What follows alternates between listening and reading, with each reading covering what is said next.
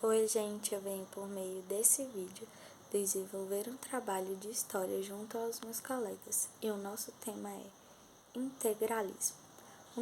O integralismo foi um partido e movimento político brasileiro que surgiu por volta do ano de 1932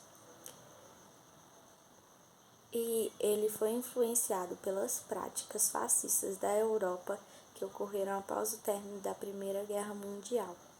O movimento de total direita, de extrema direita, foi denominado de Ação Integralista Brasileira, AIB, e o seu líder era um jornalista chamado Plínio Salgado, e também o seu lema era Deus, Pátria e Família, e assim podemos caracterizar o movimento como um movimento nacionalista, autoritário e totalmente de movimento nacionalista, autoritário, tradicionalista e fundado em preceitos religiosos. O integralismo, também conhecido como Ação Integralista Brasileira, AIB, foi um movimento político de extrema-direita existente no Brasil durante a década de 1930 e que obteve alguma influência na política brasileira do período. Foi liderada por Plínio Salgado, que possuía ideais ultraconservadores alinhados com a extrema-direita e que atuou no Brasil durante a década de 1930. O integralismo alinha-se no contexto da década de 30, quando uma série de partidos de extrema-direita surgiam na Europa e na América Latina. O partido, fundado em 1932, possuía uma forte organização hierárquica, com uniformes, saudações e slogans inspirados nos movimentos de extrema-direita da Europa. O nome Ação Integralista Brasileira, de acordo com o historiador Rony Citrinowski, representa o seguinte. As palavras que formam o nome do partido fornecem algumas pistas. A palavra ação sugere mobilização, força e violência. A palavra integralista vem do integral e remete à ideia de totalidade, que vai contra a democracia dos partidos, o sistema de representação, a diversidade e os conflitos inerentes à vida social e política.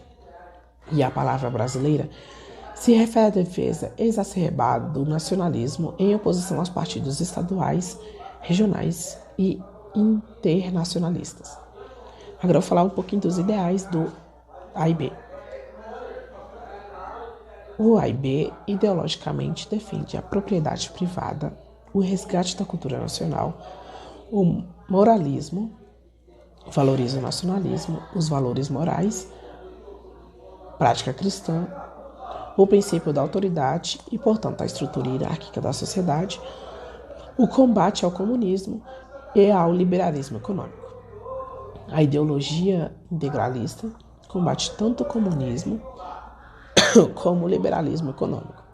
Defende que esses dois posicionamentos ideológicos são semelhantes devido à sua unidade de raízes teóricas, unidades de valores e unidades de fins, configurando-se em duas doutrinas igualmente materialistas.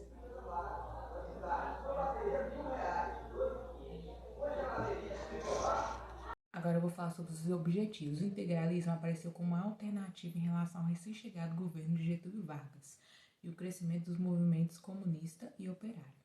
Sob o comando de Plínio Salgado, a AIB conseguiu o apoio dos setores médios, empresários e operários. Visto por muitos como fascismo no Brasil, esse movimento contou com suas particularidades.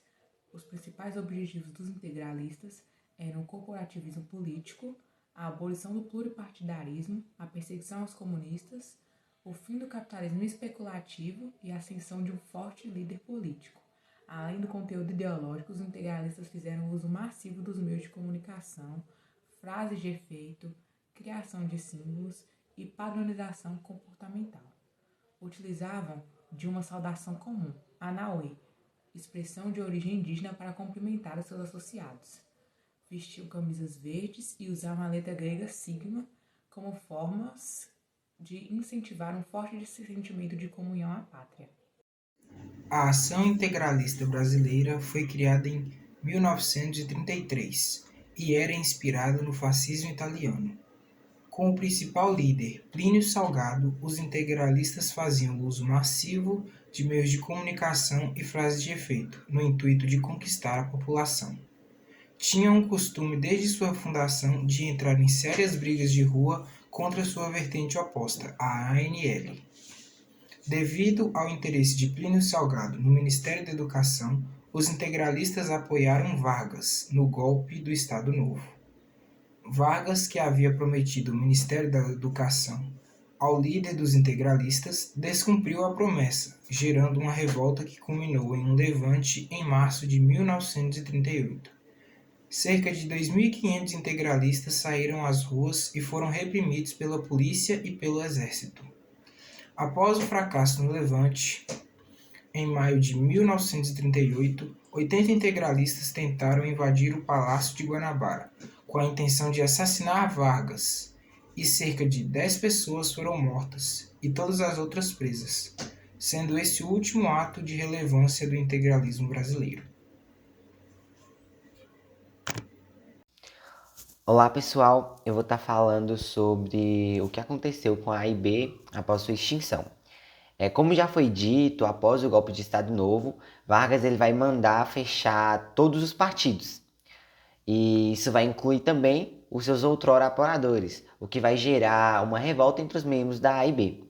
E após a tentativa falha de levante armado da AIB lá no Rio de Janeiro, eles foram pegos. Plínio Salgado ele vai se exilar em Portugal até a redemocratização, que vai acontecer em 1945. Nisso ele vai retornar para o Brasil e o mesmo vai